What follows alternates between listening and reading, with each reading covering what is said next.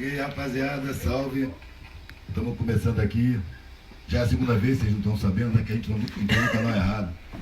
E agora estamos no canal certo. Tava falando aqui que nós estamos fazendo um salão com ingresso, né? Que eu acho que devia ser como todos os salões de cultura, sabe? De teatro, cinema, comédia, sabe? Que as pessoas têm que pagar o ingresso, porque tem que bancar todo mundo, bancar a vida, né, dos trabalhadores, bancar as despesas. Mas quem não tem a grana não fica de fora, entra também. Entendeu? Um salão que paga quem quer, quem pode, quanto pode. E quem não tem, paga, não precisa pagar nada, entra de graça, não fica de fora. Sempre me incomoda a história de deixar a gente de fora, né? A gente já tem muita exclusão na sociedade. Então vamos aí, vamos começar aí com a primeira. Isso. Indução planejada é o nome dela.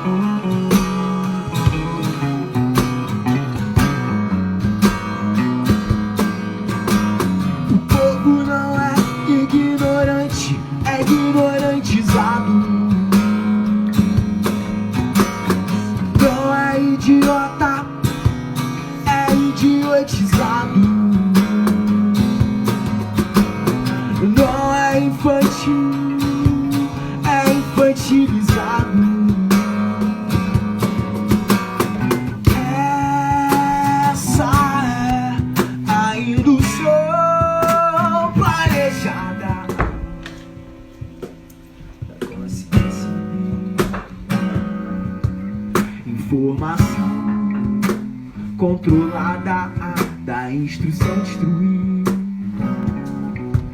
Contestação anulada.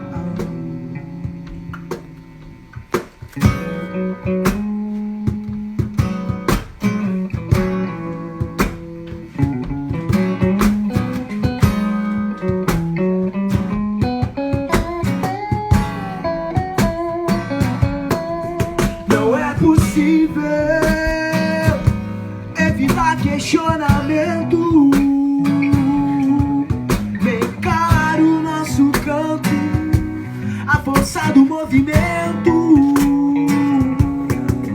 vai secar o nosso pranto, espalhar conhecimento,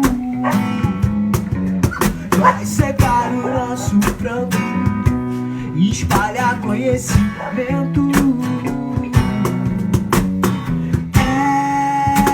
Essa é a indução planejada da instrução destruir. Informação controlada da consciência inibir. Contestação anulada.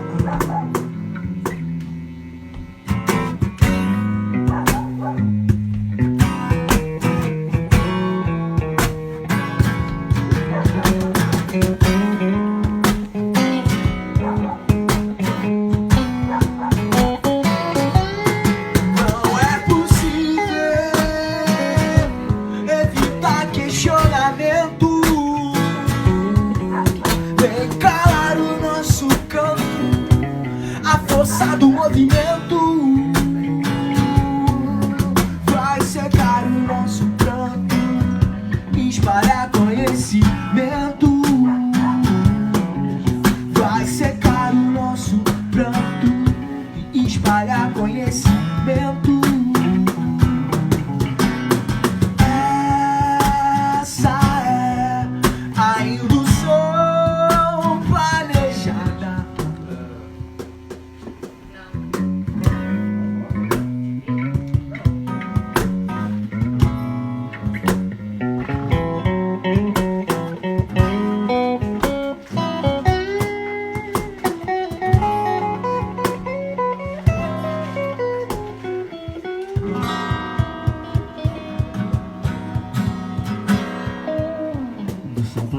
pesada.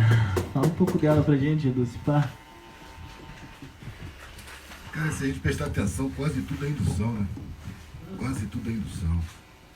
A gente recebe uma carga pesada desde a infância e fica difícil se livrar dela quando cresce e contesta. Eu não quero ser isso que dizem que é para ser.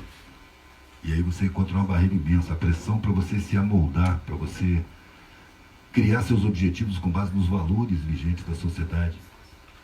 Traz muita angústia para quem não tem esses valores, para quem não assimila esses valores. E são pessoas que costumam ser marginalizadas. São exceções à regra, né? Muitas se submetem, se frustram, se amesquinham, têm uma vida triste. E muitas não aceitam e sofrem todas as consequências de pensar por si mesma, né? Agora, nem pensando por si mesmo, a gente está livre de indução. Eu percebi as minhas induções, eu tinha ali uns 19 anos e comecei a trabalhar nelas. As mais grossas eu tirei rápido, né? Eu já não queria mais vencer na vida. Meu objetivo de vida não era juntar patrimônio, ter grana, era viver. Inclusive eu achava que ia morrer cedo. Mas aí eu fui percebendo que eu tinha muitas outras induções, mais sutis, mais finas. E é um trabalho permanente. Acho que a gente não se livra desse trabalho, pelo menos até onde eu posso ver, nunca, né?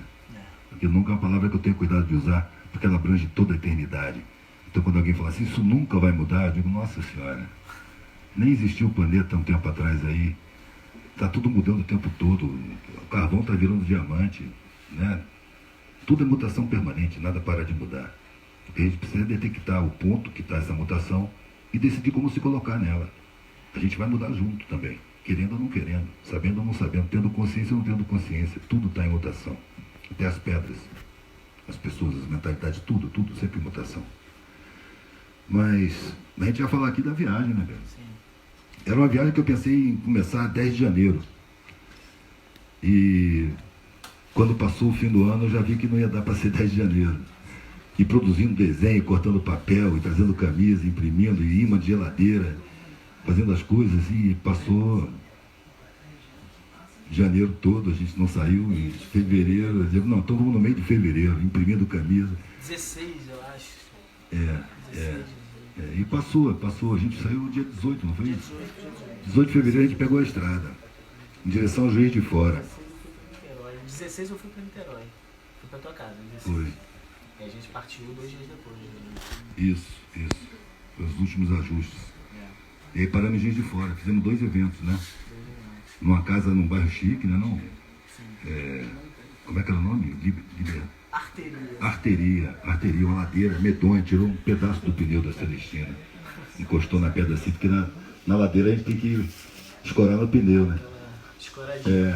Aí a pedra estava fora do lugar, deu um talho, mas o pneu está funcionando até hoje, só está com a cicatrizinha.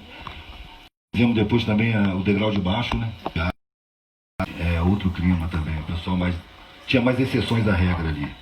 Artista, a maioria, atrizes, atores, né? Inclusive de circo. Outra vibração no ar que a gente sente, né? Aí fizemos lá e fomos para Belo Horizonte. Belo Horizonte a gente não tinha intenção de fazer evento, não.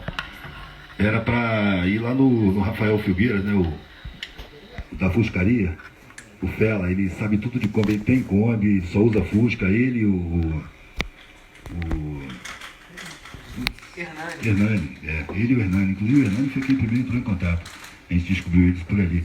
Para tirar o motor, para dar uma garibada, que a viagem era muito longa.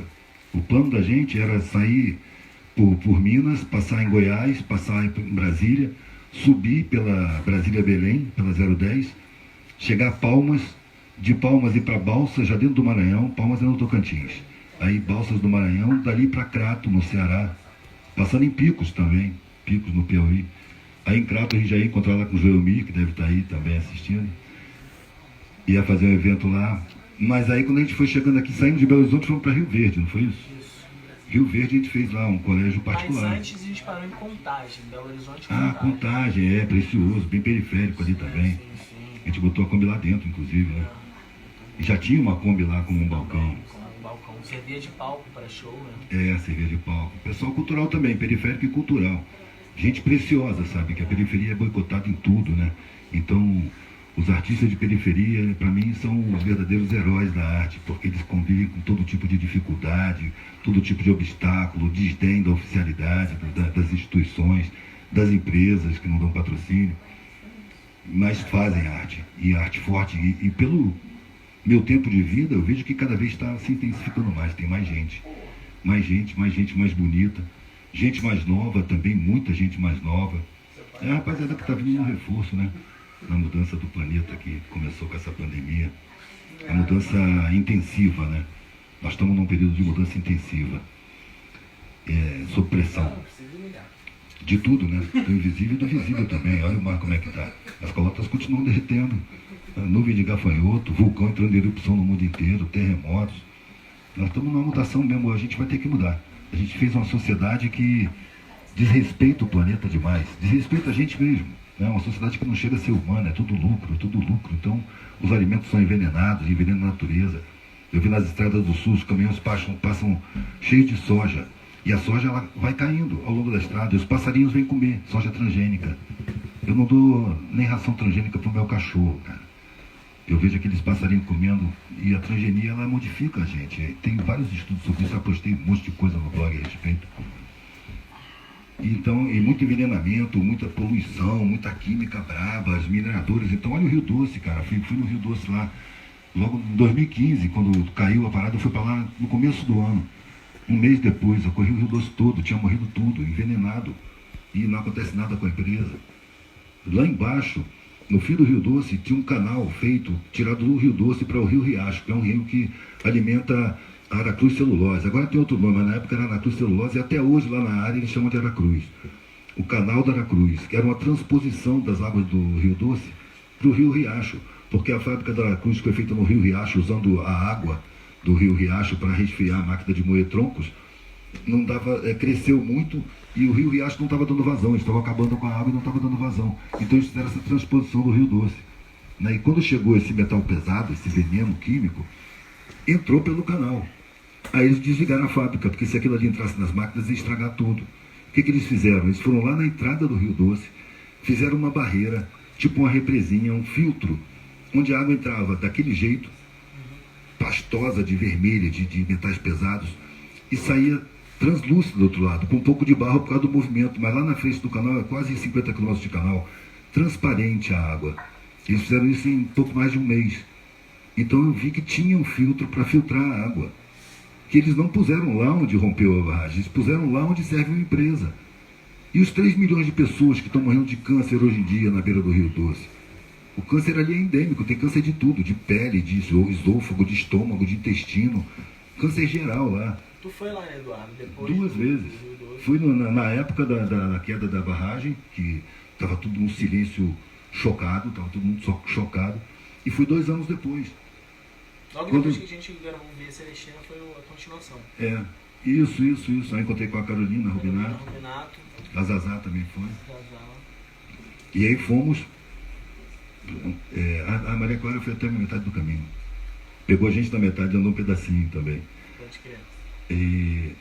E o que a gente viu foi desolação, cara, desolação geral. Só os Krenak, que lá tem o território dos Krenak, né? Na época a gente entrevistou o cacique Rondon. E a mãe dele, que eu não lembro agora o nome dela, que deu entrevista na língua dela, na língua dos Krenak, chamando o branco de mentiroso. Caraicui. 2 anos depois ela tinha morrido, quando eu cheguei lá. Eu entrevistei um outro cacique lá, e ele falou que a senhora tinha morrido de tristeza. E várias pessoas morreram de tristeza. E tinha uma índia também que dizia que não ia deixar de se banhar no Atu, porque o rio para eles é vida, é sagrado. E quando eu estava lá, 2 anos depois, ela estava de cama, com câncer de pele. Eu até perguntei ao cacique se podia falar com ela, mas ele achou melhor não. Depois eu concordei com ele. Quer dizer, em prol da empresa, tudo funciona, as mil maravilhas. Mas para o ser humano, não. Para a humanidade, não. Por isso que eu sempre digo, a sociedade ainda não alcançou o patamar de humano. Nós estamos trabalhando para isso. E eu acho que esse ciclo pandêmico, com ciclone, essas movimentações telúricas, elas são um sinal de que a mudança vai ser forçada mesmo. E muito sofrimento pela frente. Só que, para encarar o sofrimento, a gente tem que ter um estoque de alegria, um estoque de calma, de serenidade, para tomar a dor como lição e não como castigo. A lição melhora a gente, o castigo humilha a gente. Então é muito melhor aprender.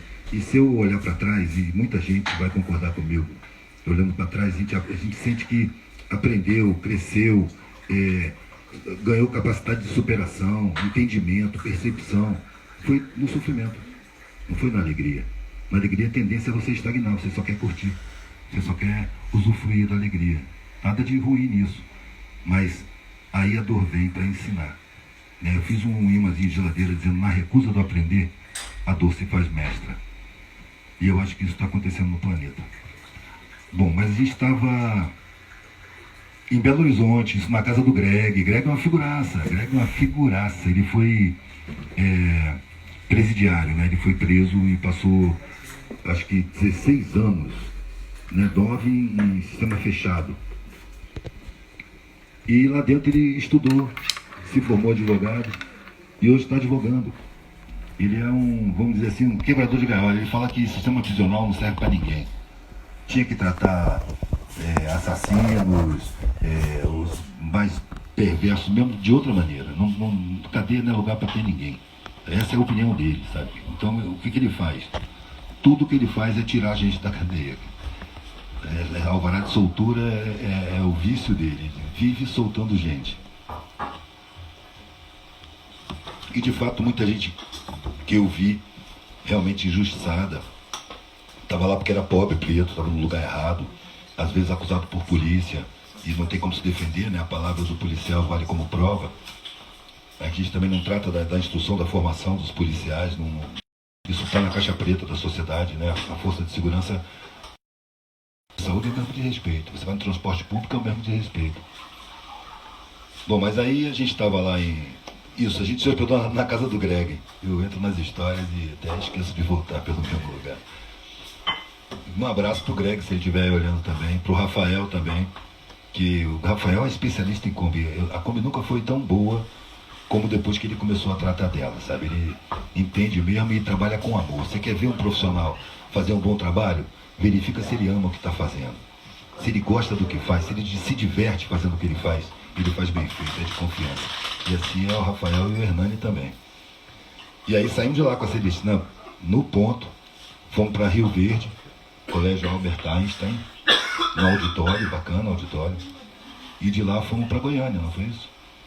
Goiânia foi no Circo Larreto. Circo Larreto, a gente foi bem recebido lá.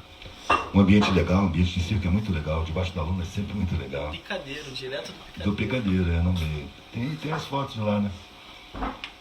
E aí saímos de lá e fomos para Brasília. Brasília a gente foi para Ceilândia. Chegamos em Ceilândia 4 horas da manhã, cara. A quantidade de cracudo que tem. As periferias estão cheias de gente abandonada. 12 de março. Dia 12 de março. Aí amanhecemos o dia lá, resolvemos pernoitar num hotelzinho que tinha lá.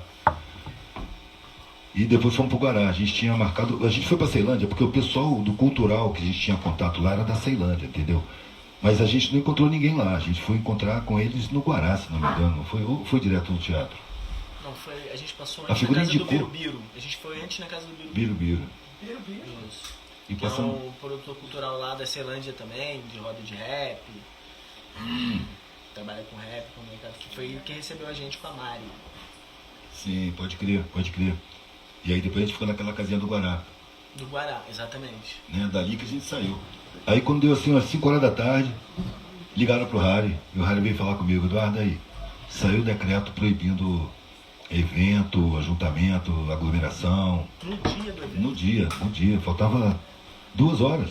Era 7 horas da noite, não era? Aí 5 horas da A gente tarde. tava indo, tava dentro da Kombi. Eu te falei isso dentro da Kombi. Dentro da Kombi. Dentro da Kombi. Ah, é. E aí o pessoal do teatro perguntou, né? O que vocês resolvem? Vai ter ou não vai ter? E eu, então já está resolvido. Estamos indo fazer. Sem atrapalhar. Tá vendo? Tem um monte de gente vindo aí de um monte de periferia, né? Pessoas de periferia se conhecem. Eu vindo de longe. Eu vou deixar. Aí, vamos lá, fizemos, foi lindo, foi massa. A gente não estava bem a par do avassalador da pandemia, não. A gente estava sabendo da pandemia, era desse jeito, né? Fim da apresentação, todo mundo subiu no palco, foi um festival de beijos, foi a minha despedida dos beijos e abraços e apertos de mão.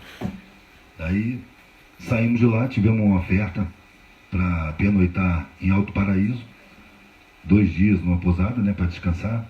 Aí paramos lá, aproveitamos e fizemos outro evento lá. Pousada Porque... Linda Flor, eu acho. Como é o nome? Pousada Linda Flor. Linda Flor, isso. Aí o decreto era só Brasília, Goiás não tinha decreto nenhum. A gente parou lá e a próxima parada seria Palmas, no Tocantins. E aí apareceu o Thiago lá, convidou a gente para vir a Cavalcante, passar uns 2, 3 dias. E a gente olhou no mapa, né? Falei, fora da estrada, cara, não vamos sair, não, vamos direto, cara, tá indo para Palmas, vamos passar direto. Aí Palmas entrou em contato e cancelou o evento. Falei, bom, então vamos lá para Cavalcante. Aí viemos para aqui, essa casa aqui, que a gente chegou há 3 meses atrás. Aí chegamos aqui e fomos acompanhando. Aí sim, eu fui ver o que era a pandemia na internet, né? Falei, tá fechando tudo, cara. De Palmas a gente seguiria para o Ceará. O Ceará fechou as fronteiras. Falei, não vai dar. E agora? Aí a opção era voltar ou não. Aí a gente resolveu ficar. Porque a volta levava mais de 2.000 quilômetros. A gente já estava vendo o território como um território de contaminação, entrando no país por ali. A gente ia passar no meio desse território, do sudeste, né? Ia chegar no Rio, onde era um dos olhos do furacão, dos olhos do furacão. Tá vendo? Vamos ficar aqui. Vamos dar um tempo. Tinha a grana dos eventos, a gente já tinha vendido, tinha os ingressos. E aí paramos aqui, alugamos um quarto numa pousada por mês, barato, né? Ficou em conta. E fomos ficando e acompanhando, né? Aí a gente começou a ver o volume da grana diminuindo. E era pra gente chegar em casa com grana ainda. Porque tem que comprar mercadoria, pagar conta, é um monte de despesa. E aí eu comecei a fazer propaganda, né, do meu material. Falei, olha aí, estou vendendo por correio, peguei colorido, comecei a fazer. Mesmo assim, a entrada não estava igualando com a saída. E a gente procurando alternativa, né. Aí foi para rifa, fizemos umas rifas também. Aí dá um levante assim, mas é um levante muito rápido, dá uma levantada e continua baixando. Estamos procurando outro recurso, né? Eu estou continuando fazendo rifa, hoje foi feita uma rifa, né? Vamos fazer outra rifa essa semana, vamos usar todos os recursos. E essa sala foi um dos recursos que a gente pensou, né? Finalmente, depois de 3 meses, vamos ver se dá para dar um levante com isso aí, né? E agora é preparar para voltar, porque a pandemia está chegando por aqui, está chegando com força, né? O crescimento aqui, acho que é o maior do país. O número não é. O número, se você botar na comparação, ainda é pequeno, mas perto dos outros, né? Mas o crescimento está sendo muito grande, né? Diz que está sendo maior do que foi no Rio, maior do que foi em São Paulo. Então está num crescer muito grande, não tem mais porque a gente demorar muito tempo aqui. A gente já está preparando para sair fora, voltar para casa, e lá a gente define o rumo, né? A gente vai definindo o rumo conforme a vida passa, não dá para fazer planos muito futuros, não. Né? Vai descobrindo no caminho mesmo. Lá foi em Rio Verde que a gente encontrou o Carlos Augusto, né? Foi, Rio Verde. Carlos Augusto é um poeta goiano, bom pra caramba também. Moleque magrinho assim, mas produtor. Você vê que o cara tem uma mente mesmo ligada no coletivo, sabe? A poesia dele é ligada no coletivo. Me toca muito a arte quando ela se dirige ao coletivo, né? Porque eu não tenho essa ideia de que a arte é boa só porque é arte, né? A arte é uma ferramenta. A arte é uma ferramenta que trabalha com o abstrato, que pega do imaterial e materializa, né? Que trabalha com a alma, com o sentimento, com o desejo. Então é um trabalho específico. Mas ela trabalha de que maneira? Aí depende do artista. O artista é uma pessoa, tem caráter, tem valores, tem visão de mundo, tem ideologia, né? É uma pessoa comum. Então a arte depende do artista. Qual é a função da arte? Eu não sei, eu posso dizer qual é a função da minha arte. A minha arte visa sensibilizar, conscientizar, trabalhar a reflexão, questionar os valores vigentes, contestar a sociedade injusta em que eu vivo. A minha arte ela visa colocar para fora a minha inconformação com essa estrutura social, ainda desumana. Então essa é a minha arte. Agora eu não posso cobrar de outros artistas que tenham a mesma postura. Cada profissional é um profissional. Se o cara pega um pedaço de madeira, pega um pincel, dá um borrão vermelho lá e diz que é arte, né? É arte. Ah, isso não é arte? É arte, sim. Não é porque é ruim que não é arte. Tem arte boa e tem arte ruim. Tem arte complexa e arte simples. Arte profunda e arte superficial. Tem arte que liberta e arte que aprisiona. Os publicitários usam a arte que aprisiona. Aprisionam as pessoas em necessidades artificiais, falsas. Que as pessoas ficam correndo atrás a vida inteira e não satisfazem suas verdadeiras necessidades que são abstratas. A principal necessidade abstrata que o ser humano tem, para mim, pelo menos esse ser humano aqui tem, é a satisfação em estar vivo. Eu preciso ter satisfação em estar vivo. Então a função da minha arte é dizer o que eu penso, o que eu sinto, o que eu vejo dessa sociedade que me cerca. Eu faço parte da coletividade como um todo. Eu não quero ditar regra para ninguém, mas eu dito as minhas regras.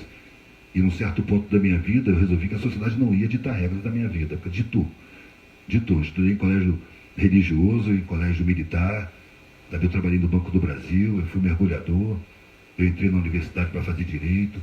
Então, eu estava sendo moldado pela sociedade. Chegou um ponto que eu falei, não, chega, a partir daqui eu sou adulto.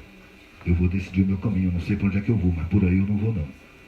Porque todas as tentativas que eu fazia me davam uma sensação de frustração, um sentimento de vazio. Isso não faz sentido. Não ficar rico é o sentido da vida, para mim não parecia. Eu já estava numa classe média alta, os mais ricos eram os mais chatos, os mais burros na coletividade. Como é que a função é ter dinheiro para ficar babaca desse jeito? Eu prefiro não ter, prefiro sinceridade. O cara já perde o contato com a realidade, entendeu? Todo mundo para ele é interesseiro. Todo mundo dele é fabricado. Todo mundo é gentil, todo mundo é cortês, sabe? Todo mundo ama o cara e não é. É tudo falso. Era a sensação, nem tinha tanta grana assim e eu já me sentia vivendo um mundo falso. Nos clubes, nas festas, os assuntos, os amigos, os valores que tem por ali. Eu me sentia realmente um peixe fora d'água. E isso me facilitou. Parece que foi programado, que eu entrei para o exército e ganhei couro duro. Então, quando eu falei eu não quero regalia, eu tinha um couro duro para encarar um papelão, para viajar de carona, para sentir fome, para dormir no relento, para encarar as dificuldades que encara quem realmente não vai atrás da matéria como prioridade. No meu caso era assim, né? Eu tinha que abrir mão, porque a família disse não, você não vai. Eu disse, eu vou, não estou pedindo, eu estou indo. Então você perdeu a família, você para nós é um filho morto, não existe mais. E assim foi, não existia mais a minha família de apoio, a minha família abonada. Eu era um Zé Ninguém. E uma das coisas que aconteceu muito rápido, logo no primeiro ano, ou no segundo, foi perder meus documentos todos. Aí eu perdi a referência que freava o espancamento policial, por exemplo. Esse cara é filho de coronel, uma carteirinha do Banco do Brasil, uma carteirinha da preparatória de cadetes do Exército, uma carteirinha de um curso de controle mental que estava em inglês, a carteirinha. O curso não era em inglês, mas era para dar status, então aquilo impressionava. Eu dizia que eu tinha chave de carteira para dar nos guardas. Mas aí eu perdi, por quê? Tem chave de braço, chave de mão, chave de perna, chave de carteira. Mas aí eu já não tinha carteira para dar a chave. Por quê? Porque eu tinha que vivenciar experiências diretas, sem defesa. Eu tinha que estar em contato com a segurança pública do jeito que ela é. Como é que ela trata que não tem nenhuma referência. Que não é uma pessoa de bens, entendeu? É uma pessoa pobre, uma pessoa lascada, um maluco, um hippie, um vendedor de artesanato. Eu tinha que ser tratado dessa forma para ver como é que funciona a sociedade. Eu tinha que ser visto com preconceito, eu tinha que ver a discriminação, sem nunca ficar deprimido com isso. Eu estava estudando, eu estava aprendendo. Foi minha graduação. E para ver o mundo como eu vejo. E desde sempre, desde 19 anos que eu falo, a sociedade é uma grande farsa, uma grande mentira, empurra as pessoas para a frustração, ensina valores errados, valores materiais, superficiais, fúteis, frustrantes no fundo. E as pessoas vão atrás desses valores, vivem a vida. As que enriquecem chegam lá no fim da vida, quando percebem que a vida acaba, porque vive como se nunca fosse morrer. Né? Quando percebe que a vida acaba, olha para trás. E tem uma decepção muito grande, porque correu atrás de um monte de coisa que naquele momento já não vale nada. O que eu fiz da vida? O que eu fiz com a minha vida? É aquele velhinho que eu encontrei quando eu estava na academia, naquele dia eu pedi desligamento. Então as pessoas me veem como um empresário bem-sucedido, um vitorioso, e eu aqui no peito eu me sinto um fracassado. A sensação que eu tenho é que mentiram para mim lá no começo da vida. Eu corri atrás dessa mentira a vida inteira, e só agora que eu percebi que a morte está na minha frente, eu percebi que era tudo mentira. Tudo que eu queria agora era afeto. E eu não cultivei o afeto. Meus filhos moram fora do Brasil, têm uma relação formal comigo. Eu vejo meus netos uma vez por ano, no fim do ano. Ali, para mim, foi o sinal máximo. Eu não vou por aí, não vou por aí. Não sei por onde vou, mas por aí eu não vou. Vou procurar. Ou eu vou encontrar um sentido para a vida, se é que há, ou eu vou morrer procurando. Porque aceitar essa vida com esses sentidos aí, eu não quero fazer parte disso. E fui. foi andando contra a corrente. Contra a corrente. Que é a música que a gente vai cantar no fim. A gente não, rádio. E aí, velho? Como é que continua? Vamos com ela então. Vamos tocar mais uma, mas ela. Depois a gente continua a ideia. Então vamos adiantar ela, né? Não é a contracorrente agora não, a contracorrente é a última. Contracorrente é a próxima. Essa aqui vai falar um pouco da superioridade acadêmica. A distância da realidade.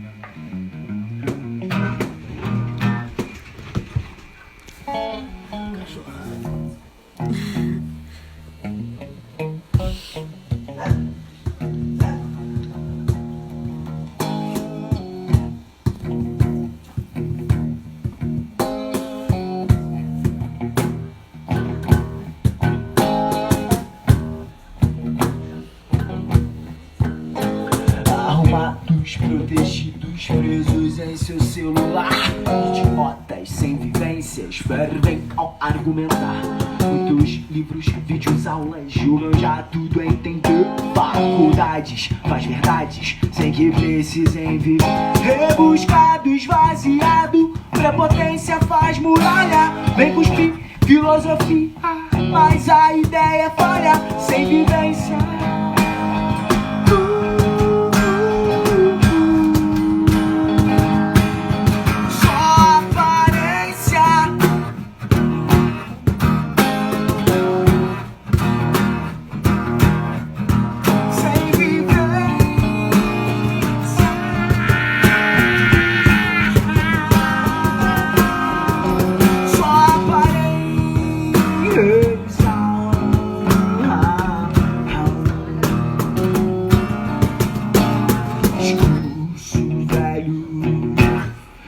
enferrujado.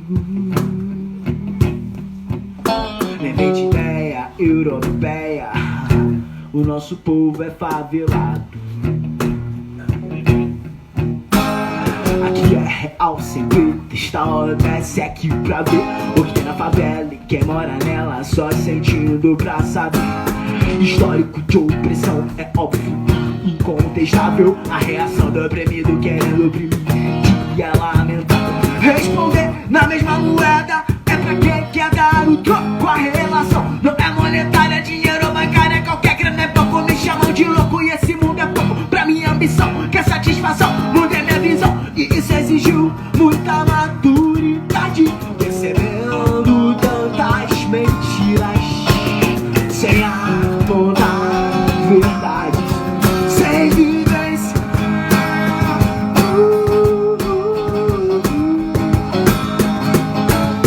Só aparência.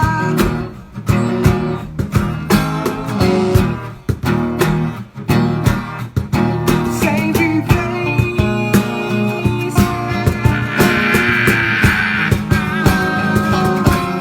Só aparência.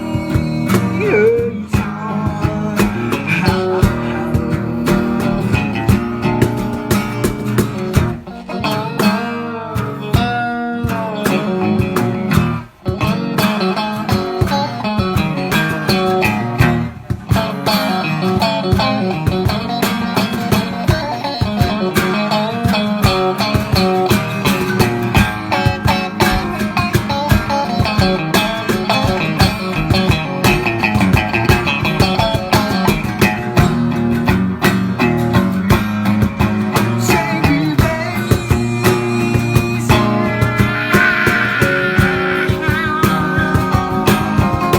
Só aparência.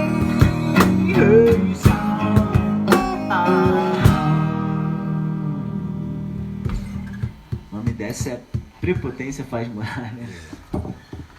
É bom saber que a letra é do Rádio. Ravi também. É a vida também? Rádio é a vida. Né? Que essa agressividade eu deixei lá atrás, no passado. Eles são novos, né? Ainda estão guardando essa agressividade, essa raiva toda. Não se nega os motivos, né? A forma de expressão somente. Mais calmo tem mais receptividade, né? Com mais raiva você encontra mais resistência, vamos dizer assim, né? É aquela coisa de você no argumento, velho, abraçar o cara como quem concorda. Você vai, abraça ele, pá, quando ele está abraçado com você, vai fazendo a volta, vai fazendo a volta, vai fazendo a volta e vai para onde você quer. E leva ele, amistosamente. De qualquer maneira, representa o sentimento de muita gente, né? Que consegue enxergar e não se conforma. Essa distância é uma distância planejada, né? Uma distância que... Esse sentimento que a academia incute nas pessoas de superioridade social afasta essas pessoas da realidade. O sentimento de superioridade, ele quase que nubla a vista da gente para a gente ver a realidade. Porque você vai ver o cara na favela, o carregador, o motorista, e você vai achar que ele é um coitado, que ele é um pobrezinho, e você não tem ideia de quanto ele resiste, que você não resiste. Quando você tem facilidade para viver, você enfraquece, você se fragiliza, porque tudo é fácil. Quando você tem dificuldade para viver, aí é o contrário, você se fortalece, porque você precisa superar a dificuldade para viver. É a prática cotidiana que traz essa capacidade maior, essa resistência maior, essa força maior de viver. Sabe? A necessidade não é uma questão de evolução espiritual, é uma questão de prática de vida. Só que são as pessoas mais fortes que se sentem as mais fracas. Ao mesmo tempo, as pessoas mais fracas acabam se sentindo as mais fortes, as mais dependentes, mais fracas nesse sentido. Porque depende. A academia depende de braçal para existir. Se não for braçal, não tem uma parede erguida, não tem uma roupa vestida, não tem um laboratório funcionando. Se não for os faxineiros, não tem condição. Se não for os motoristas, né, os eletricistas, os servidores, não tem condição de rolar o foco do conhecimento. Né? Não dá para ser. Nada existe sem o trabalho braçal, nada existe sem a parte desprezada da sociedade. Ou seja, essa parte é a mais importante da sociedade. Sem essa parte não tem chão, não tem parede, não tem eletricidade, não tem nada. É essa parte que tem que ter consciência da sua força. E a estrutura social é construída para não permitir essa consciência nem nos de baixo, nem nos de cima. Porque se você ganha um diploma, você começa a achar que você tem mais direitos do que a maioria. Você não leva em conta que o Estado tem uma Constituição e que entrar na academia é um direito constitucional de todos os brasileiros. Se a maioria não entra, é porque há uma sabotagem institucional, um desinvestimento em educação. A educação pública ela não tem o objetivo de instruir a população como deveria. Imagina se a escola realmente ensina a população, desenvolve as crianças desde pequena, com teatro, música, com história, contando a história da formação do povo brasileiro. Sabe, como é que a Guerra do Paraguai foi feita para destruir um povo? Como é que os poderes são submetidos por forças econômicas? Como é que a estrutura social é formada? Como é que funcionam as coisas? Isso não se dá o direito às pessoas conhecerem, é direito constitucional. Conhecer a sua geografia, os climas, as etnias que formaram esse país, as forças que vieram para cá, como funcionaram, como a estrutura social foi montada e como ela funciona. Isso não é direito. É retirada, é um direito roubado da população. Todo mundo tem direito de entrar na academia. Então eu acho assim que se eu tenho acesso a um privilégio, ou melhor, se eu tenho acesso a um direito que foi negado, então eu tenho obrigação com aqueles que foram roubados dos seus direitos. Eu tenho uma dívida, eu não tenho uma superioridade social. Isso é uma das induções que a gente tem. Quando eu saí da academia, que eu fui para a mendicância, eu achava que eu ia dar aula para o mendigo. Mas aí eu já estava como mendigo, já tinha cara de mendigo, jeito de mendigo, hippie, né? Cabelo comprido, dormindo no papelão, trocando, brinquinho, mal feito pra caramba, que eu estava aprendendo em comida. E aí eu começava a querer explicar para os mendigos como é que funcionava a sociedade, os caras ficavam rindo da minha cara. Porque já não tinha, quando eu era playboy, quando você tem o curso acadêmico, que você fala com a pobreza assim, todo mundo te ouve e ninguém te questiona, parece que está todo mundo entendendo, cara. Mas não é verdade, está todo mundo esperando você acabar de falar para ir embora. Mais rápido possível. Sacou? Não questiona nada. Ali não. Mas por que isso? Porque ele vê aquela pessoa como instruída, como superior. Então, por respeito, por essa indução, que o cara é superior a ele, ele escuta tudo. Depois ele não entende nada e vai embora. Comigo não, porque eu era igual. Então eu estava falando daquele jeito, os caras começaram a rir. Você é o quê, velho? Professor? Ninguém está entendendo essas palavras que você está falando aí, não. Aí eu fui me tocando. Porque eu não sabia o linguajar, que eu estava falando a minha língua, a língua que eu tinha trazido da academia. Aí eu comecei a perceber que ali eu tinha mais a aprender do que a ensinar. Ali a rapaziada sabia muito mais da sobrevivência na braba do que eu. Sabia dos perigos, sabia das vantagens, sabia dos moles que tinha, aonde que fazia, onde é que arrumava. Tudo eles sabiam da vida que eu estava levando e eu tinha que aprender. Eu comecei a aprender os códigos de comunicação, comecei a aprender outras línguas. Foram 2 anos que eu fiquei nas periferias, nos puteiros, beira de estrada, posto de caminhoneiro, viajando mais na estrada do que nas cidades, né? Até que eu comecei a fazer um artesanato mais ou menos e fui vender. Onde é que eu ia vender? Onde está a classe média. Então eu ia para os bares da noite. E aí, 2 anos depois, eu comecei a ouvir aquelas palavras acadêmicas, aquele vocabulário que eu mesmo usava, que eu já não estava mais usando. E achou estranho. Cara, achei engraçado. Eu falei, olha, os revolucionários estão por aqui, eles estão... Aonde eu vivo, eles não aparecem, não. Eles não nem as caras, velho. Mas está todo mundo aí falando em fazer revolução, acabar com a injustiça, e totalmente induzido, todo mundo programado, todo mundo se sentindo superior, programadinho pela própria sociedade. É aquela coisa, a sociedade, ela leva em conta que ela é injusta, filha da puta, desumana, ela leva em conta. Então ela acha natural, vai ter gente se levantando contra isso. Então se programa a forma de levantamento, a forma de contestação, que é menos arriscada, é menos potente, que é inútil. O cara que enxerga a realidade, ele acha que ele vai conduzir as massas, ele não sabe nada das massas, ele não sabe falar a língua, ele fica todo sem graça numa favela, frequentemente mostrando todos os dentes, que ele está morrendo de medo, ele quer que todo mundo seja amigo. A gente vê, quando os caras vão lá desses partidos aí, cooptar coletividades espontâneas, vão aquelas missões de captação, né?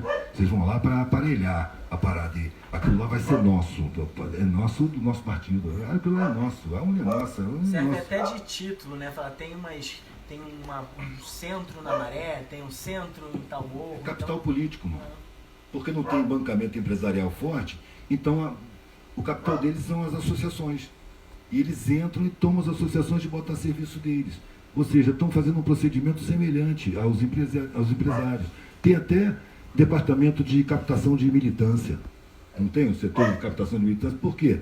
Porque os meninos vêm cheios de sonhos, querendo achar uma maneira de mudar o mundo, e começa a ser usado para carregar faixa, para engrossar coisa, no serviço geral. E aí se decepciona e sai fora. Então o nego entra ali achando que está entrando para revolucionar, se decepciona, sai fora e fica os buracos. Eles têm um departamento de captação de militância como quem capta funcionário. Você está totalmente dentro do esquema. Não está fora do esquema. É preciso levar o conhecimento para as pessoas como se fosse uma obrigação, não como se fosse um favor. É uma obrigação social levar conhecimento para as pessoas que foram roubadas nos seus acessos. Você vê um professor, por exemplo, um professor que tem dom, que tem índole de dar aula, que quer dar uma boa aula, que gosta da formação, que se entrega com amor à formação de pessoas, né, que estão crescendo. Esses caras são perseguidos. Esses caras são marginalizados, transformados em problemáticos, sabe, ignorados, maltratados, e sofrem, cara. Ô Pedro Mara teve que fugir, né, porque queriam matar ele estava em movimentação, ele estava querendo educação boa. Acho que ele está no meio ainda, não está? Ele está no meio. Hoje, inclusive, ele postou falando que aqueles CIEPs em Belfor Roxo foram ocupados por milícia. E ele falou que é a mesma milícia que expulsou ele da frente da direção. Ele estava diretor de um CIEP dentro de Belfor Roxo, eleito, e a milícia chegou lá armada e expulsou ele, falou que tinha que vazar. E ele fazia um trabalho massa lá, inclusive ele te levou lá para dar... Eu lembro, a gente foi lá, fez uma palestra, 201, né? CIEP 201. Não lembro o número. Acho que é isso mesmo, CIEP 201. Um monte de xarel em volta. Um lixão em volta do colégio. Você vê, uma sociedade que se pretenda humana, ela com certeza tem a prioridade na formação das crianças, que vão ser os adultos de amanhã. Olha a formação que dão para as crianças, estão esperando o quê? Olha as favelas, cara. A favela é uma prova inequívoca, uma prova crassa da ilegalidade do Estado. O Estado não cumpre sua Constituição. Todo brasileiro tem direito a saneamento básico, a moradia decente, a alimentação, o Estado não garante. A miséria, a pobreza, a ignorância, para mim é tudo prova de que o Estado é o maior crime organizado em território nacional. E é cúmplice de criminosos do exterior, que nesse momento estão em franca sabotagem no Brasil, destruíram a indústria naval, destruíram a construção, um montão de desempregados, milhões, 13, 15 milhões de desempregados já. Estão destruindo o Brasil. Já entregaram Alcântara, não sei se vocês sabem de que Alcântara é uma base de lançamento de satélites. O Brasil, ele tinha a tecnologia de fazer o satélite, mas não tinha a tecnologia do foguete que levava. E os Estados Unidos queriam fazer uma parceria com o Brasil sem passar tecnologia, sem passar o conhecimento do foguete, mas acessando o conhecimento do satélite.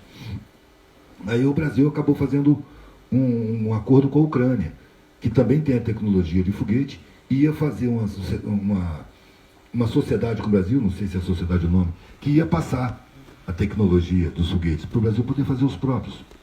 E os Estados Unidos, a diplomacia fez tudo para impedir, tudo. Os Estados Unidos queriam pegar a base de Alcântara desde a época do Fernando Henrique, e estava passando uma lei que ia dar aos Estados Unidos o direito de ocupar aquele espaço lá como território deles. O brasileiro não entraria sem um crachá. Eles teriam a segurança própria, nem polícia podia entrar lá, ou seja, é entregar o território nacional na mão dos caras. Mas aí o Lula foi eleito e, com as artimanhas no Senado que ele tinha lá, ele conseguiu vetar essa lei. Então não entregaram a base para Alcântara. Aí, coisa de 2 ou 3 semanas depois, estava esse projeto com a Ucrânia sendo desenvolvido, sendo montado lá com foguete e tal, e explodiu, simplesmente explodiu, matou 21 dos melhores astrofísicos do Brasil. Houve investigação que foi super suspeita, houve denúncias de que a investigação estava toda truncada, que aquilo foi sabotagem mesmo, foi uma espécie de vingança. E ficou por isso mesmo. Ficou por isso mesmo. A investigação parou onde estava, as forças que movem os subterrâneos da sociedade são muito maiores do que a gente pensa.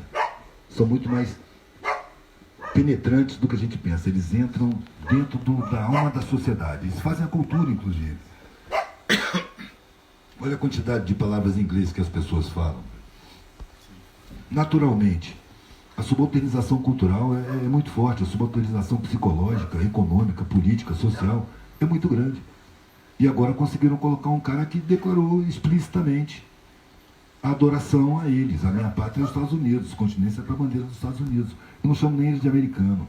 Me incomoda, porque eu sou americano. Aqui todo mundo é americano. Eles são estadunidenses, cara. São americanos? São, mas são estadunidenses. Só que eles se declararam proprietários do continente.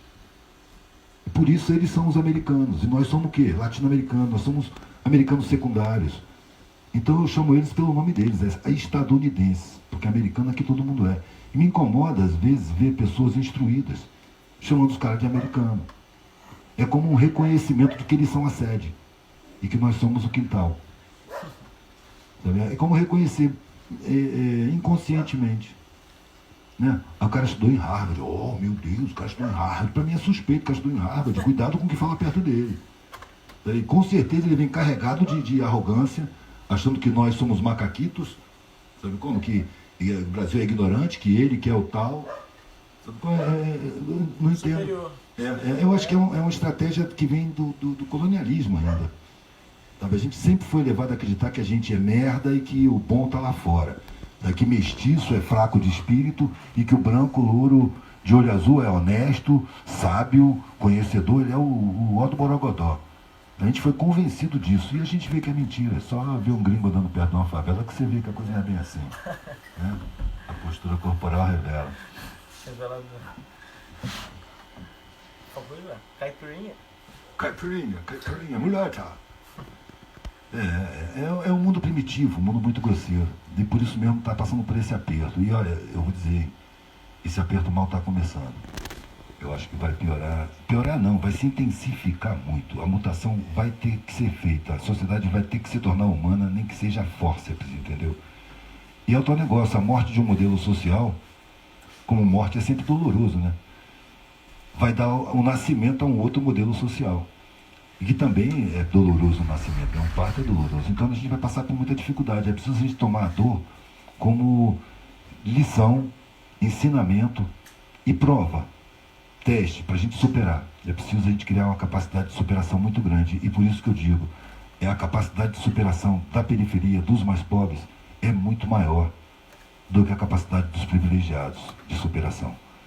os privilegiados são muito fortes desde que eles estão empregados para fazer a força deles, né? Não estou querendo aqui dizer que eles são piores ou nada, não estou condenando, não. Estou reparando, estou percebendo, né? Eu vim numa classe assim. Eu me lembro de um hotelzinho, meu pai viajava muito, meu pai tinha Kombi também. Nas férias a gente viajava, a gente parou num hotel em Valadares, e super confortável, um palace, não sei das quantas. E apareceu uma lagartixa na parede. Velho, minhas irmãs fizeram, minha mãe, um escândalo. Fizeram funcionários lá de baixo para capturar a lagartixa e tirar a lagartixa de dentro do quarto. Tão bonitinho, tão inofensivo, né? Tem uma carinha assim. Deixa lá que come mosquito, Poxa cara. vida. Deixa a lagartixa. Faz uma companhia. Ela come mosquito, ela não morde, não tem nem dente. Você vê sempre assim, cara, sempre assim. O que acontece é que quem tem condição, garra, para construir uma sociedade nova, são exatamente as pessoas que constroem essa sociedade aqui, inconscientemente. Quem tem condição de construir o novo é o que constrói o de agora. Só que precisa de esclarecimento, é preciso de consciência, é preciso levar o saber até a sabedoria. Porque se o saber está dentro da academia, está nas escolas, nos livros, nos mestres, a sabedoria está na capacidade de superação, na capacidade de organização de espaços aglomerados, onde o Estado nem se mete, as pessoas têm que se organizar. E se organizam. Se organizam harmonicamente, são lugares solidários. São essas pessoas que têm a condição de construir uma sociedade nova. O que precisa é levar o conhecimento para elas, para que o saber se encontre com a sabedoria. Essa é uma heresia para a nossa sociedade. O saber é mantido bem distante da sabedoria. A sabedoria fica lá na pobreza, nos costumes, na superação, na força, na garra. E o saber fica lá nos superiores, lá nos pedestais de vidro, se sentindo superior. E aí o máximo que você, quando tem senso social, pode fazer é fazer a caridade de ir lá ensinar os coitados. E aí você não vai falar a língua deles, você não vai vibrar como eles, você não vai ter o sentimento de igualdade que facilita toda a fluência da passagem do conhecimento. É preciso servir o conhecimento com humildade e não ensinar de baixo para cima. É preciso aprender a língua do cara que vai receber a mensagem. Falar a língua de quem escuta. E não esperar que quem escuta, escute uma língua que ele não tem costume nenhum de ouvir. Ah, mas ele tem que se esforçar. Cara, ele se esforça pra cacete, ele sobrevive em condições que você nem imagina. É preciso aprender a língua de quem ouve, porque a parte mais importante da comunicação é o receptor, não é o emissor. Apesar dos egos inflados se acharem os mais importantes da palestra, é importante quem está escutando. Se ali não entenderem o que tu está falando, não adianta nada tu abrir a boca. É preciso ser entendido, é preciso completar a comunicação. Isso se dá com humildade, com solidariedade, com sentimento de igualdade. É um sentimento que eu procurava quando era moleque. Eu queria sentir igualdade com os mais pobres, porque eu sentia uma solidariedade com eles muito grande. Estavam sempre trabalhando, sempre arrumando tudo tão legal, tudo tão bonito, tudo tão bacana. Então, quando tinha uma festa, tal, uma reunião, eu ia lá plantar os garçons, onde estava a cozinha, ficava ali puxando papo com um, atrapalhando o serviço dos outros, né? Mas eu queria me aproximar, e eu sentia que eu queria mostrar que eu não considerava eles inferiores, como eu via a minha classe tratando. Eu queria que eles sentissem isso, mas eu sentia uma barreira no meio. Eles viam que eu era diferente dos outros. Te achavam superior em Mas isso não criava confiança. Ele é legal, mas é dos outros. É que nem aquele cara, é gente boa, mas é polícia. Gosto dele, pá, mas polícia é sempre polícia. Nessa sociedade, infelizmente, tem essa coisa, né? As forças de segurança são treinadas para serem muito agressivas, para serem muito intolerantes, para serem muito violentas. Então há elementos que escapam disso. Mas ele está lá dentro, ele recebeu o treinamento, o trabalho inconsciente do cara, tá? É questão de momento, velho.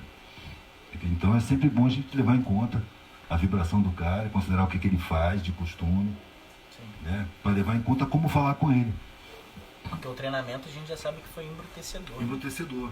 E aí você, para tratar com essas pessoas, você tem que ter aquela coisa de desarmamento de espírito. O cara vai estar sempre agressivo, você não pode se tornar agressivo também, cara. Você vai ser burro.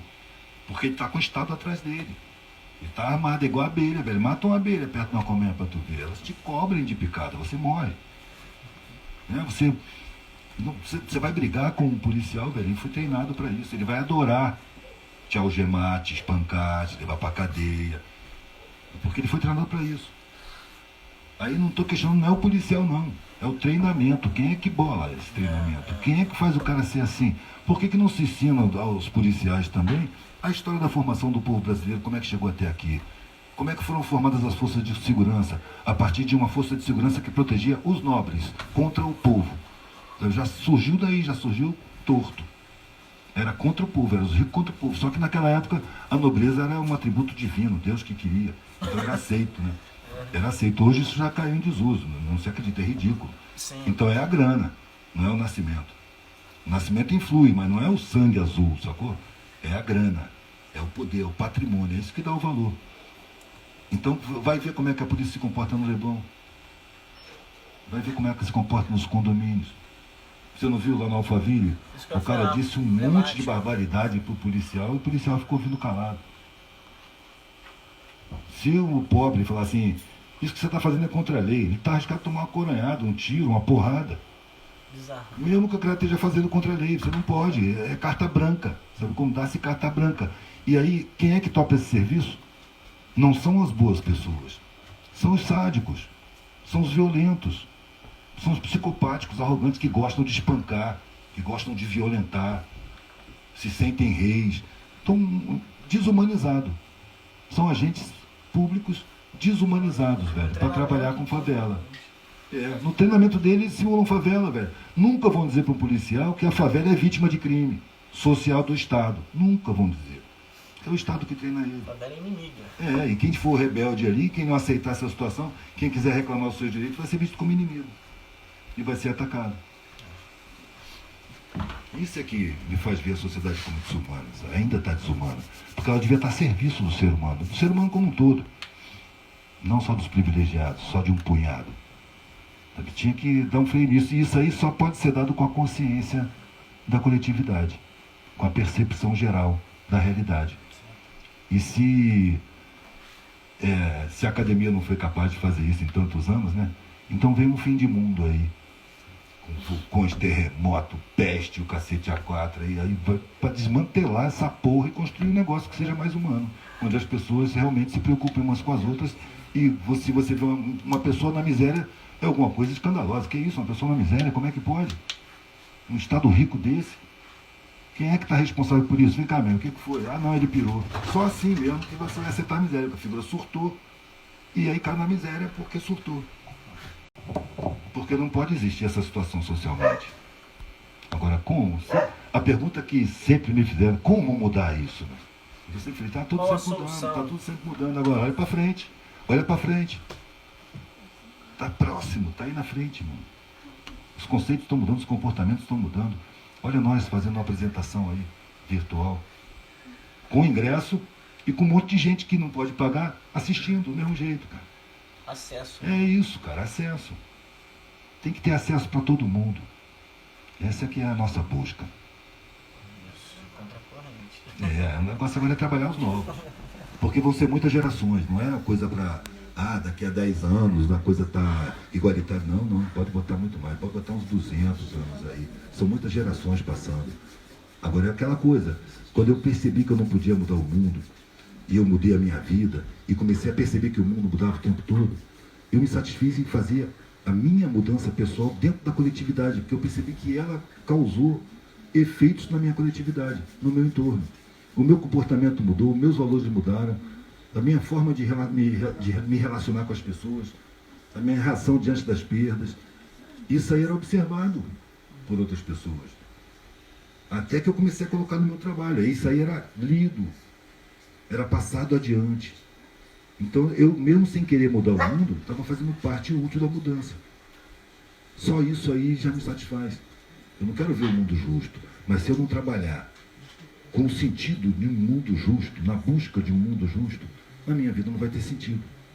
E trabalhando pelo esclarecimento, pela conscientização, né, a partir de mim mesmo, né, e servindo minhas reflexões por aí. Eita! Ô, cachorro. Uma cachorrada aqui, ó. Agora vem tudo. Durou um tempo, né? Acho que estão dizendo para Canguinho que altura tá, hein? Essas coisas costumam dizer pra gente o tempo. Sim. Eu acho que é mais ou menos uma hora. Passou uma hora já. Alcançou? Dá pra despedir? Então, moçada, vi, deu ó. uma hora aí. A gente vai tocar mais uma? É. Dá pra tocar. Conta corrente? Mas aí vai dar pra Não, salvar. se acabar, acaba com a gente tocando. Fechou. Uma saideira aí. Foi mal, cachorrada. E no último segundo você me liga pra poder salvar. É. Se for tão mal. Pode crer. Vamos lá, né? Saideira aí.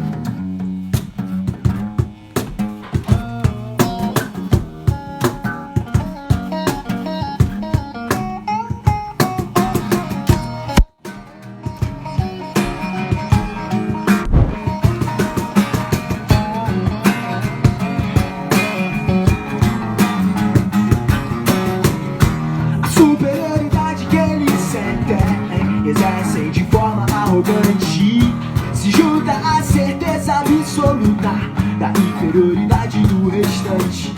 Deformam sua sensibilidade, desdenhando alheio sofrimento. E em sua subhumanidade, sua crueldade é seu tormento. Do outro lado é plantada a ignorância, desejos impossíveis de consumo. Fazem um povo de idiota ou de criança e arrumam esperanças no mundo. São poucos com acesso a demais, desfrutam do roubado a maioria. Alegam motivos tão boçais que é clara e evidente a hipocrisia. Vou buscar sentido pra viver.